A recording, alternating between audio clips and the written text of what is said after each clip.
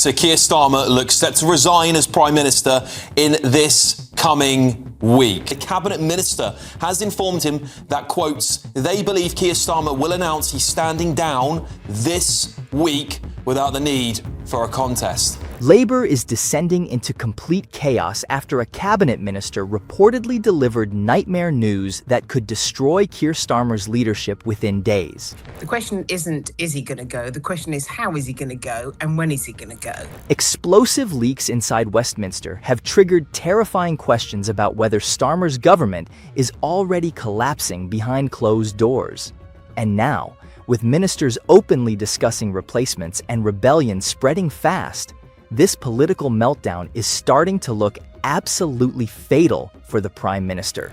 I think after the local election reports, they are so devastating for the Labour Party, right? I think they've tried to kind of smooth this over, like, well, we knew it's going to be painful. Sorry, put all of this aside. This is the worst possible result that a government in power has had since I was born. Okay.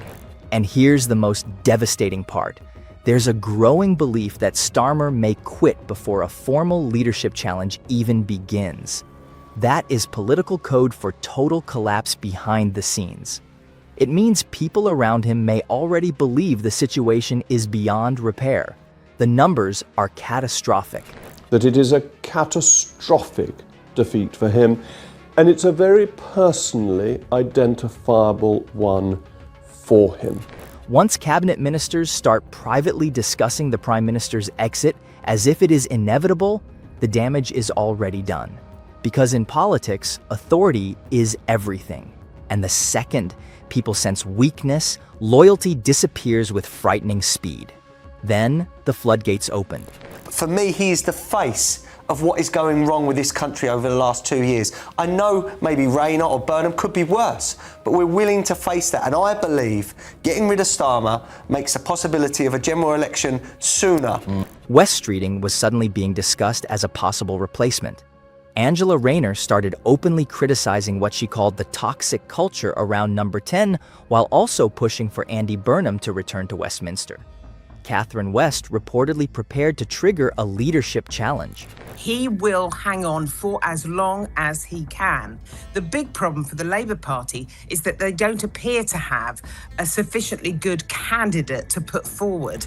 And once one MP starts talking openly about challenging the leader, the entire mood changes instantly. Politics is brutal like that. The fear disappears. MPs who were silent start thinking about survival. For West Streeting, this is utterly phenomenal. He has got no competition.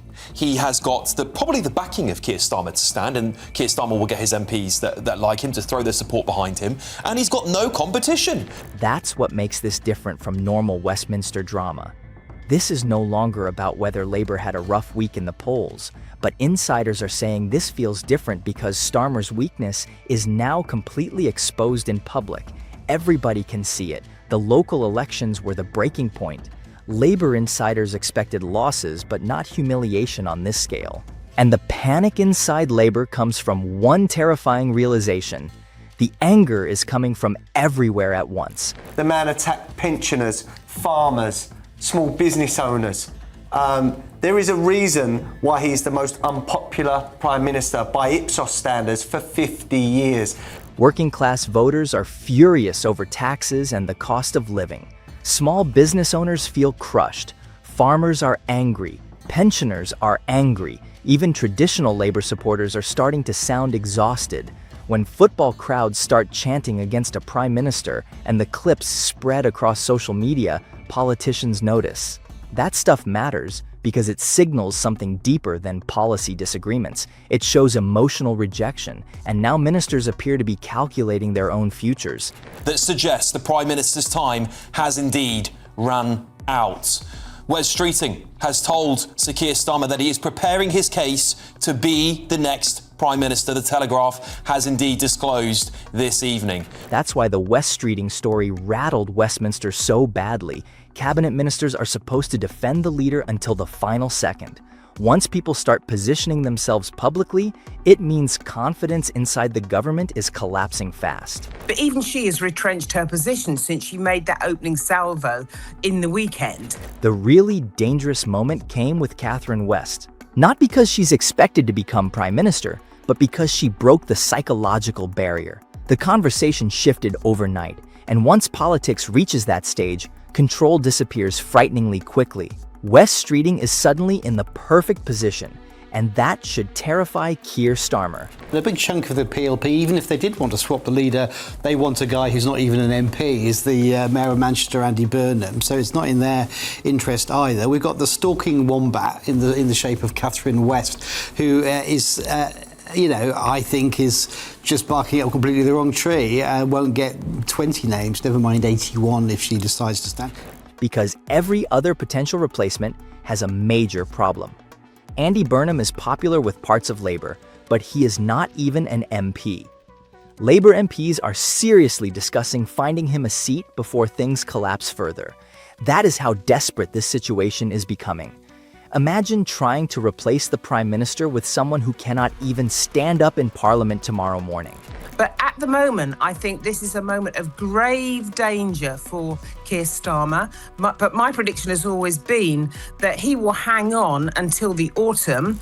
And while all of this chaos is happening, Wes Streeting stays quiet, controlled, and careful. That is why commentators suddenly believe he could be the biggest winner here. Politics is brutal. When everybody else looks emotional and unstable, the calm person instantly starts looking prime ministerial. We cannot stand this man. He's the face of failure. He's the face of division in this country. But the real reason Starmer is collapsing has nothing to do with Westminster gossip. The public mood has turned against him hard. Southport was a turning point. A lot of ordinary voters felt they were immediately dismissed or smeared when tensions exploded. Right or wrong, many people believe the government treated frustrated citizens like enemies instead of listening to them. That anger spread fast. But here is Labour's nightmare. People were quite clear we would rather have Keir Starmer in position. He has failed so manifestly as leader in that intervening period that people are now saying within the cabinet, not just backbenchers, anyone is better than Keir. A huge number of MPs think Starmer is toxic politically. The problem is that they are also terrified of replacing him, because who takes over? Burnham supporters want Burnham. Rayner loyalists want Rayner. Streeting allies think this is their moment. Other MPs still believe removing Starmer would create total chaos. The factions cancel each other out. His failures in government, his U-turns, his lack of a sense of guiding principle, his failure to be explicit in Parliament, its most generous, you might say, misleading, has all undermined confidence in the Labour Party. And Labour's system makes leadership challenges harder than the Conservatives. You cannot just remove a leader overnight and move on the next morning. A contest would mean weeks of civil war, headlines, panic, and instability. That fear is freezing the party. It's basically 40 MPs publicly saying the Prime Minister's got to go. Some MPs now believe keeping Starmer damages Labour every week he stays. Others think removing him could completely destroy the government. That is why ministers are leaking stories anonymously instead of moving openly. Westminster right now is not operating like a confident government. It is operating like people trying to save their own careers before the ship sinks. And that creates the most brutal possibility of all. The Prime Minister is actually on the edge of a precipice right now. And that's a really, really unpleasant and difficult situation for him. Starmer may survive this crisis because Labour cannot agree on who replaces him. Angela Rayner, who, let's not forget, her tax issue has not gone away. She's not ready to actually come to the... They want a long period of time. The bigger problem for Labour is that this is no longer just about Keir Starmer. Britain's voters are becoming deeply cynical about the entire political system. People are exhausted. One leader replaces another, promises get repeated, taxes keep rising, living standards keep falling. And somehow Westminster still acts shocked that voters are angry. Anti-establishment anger is growing everywhere because millions of people now see politics as a closed club completely detached from normal life. And that is why these cabinet leaks matter so much. In politics, anonymous briefings usually appear right before the knives come out publicly. Once authority disappears, collapse can happen incredibly fast. One bad week becomes panic. Panic becomes rebellion. Rebellion becomes resignation. Now Starmer faces two brutal endings.